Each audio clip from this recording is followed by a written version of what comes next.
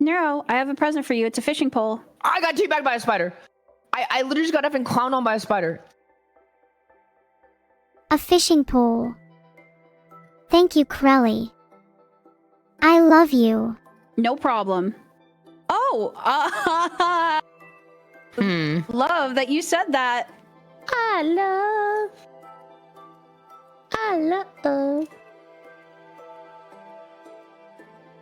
That was so sweet, Neuro.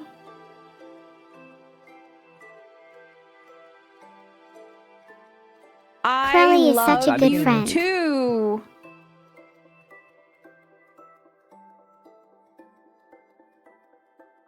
I'm so happy that she said she loves me too. The skeleton is homeless and I'm leaving. Chat, You guys finally got your say it back. Finally. I've played these games before. Holy frick.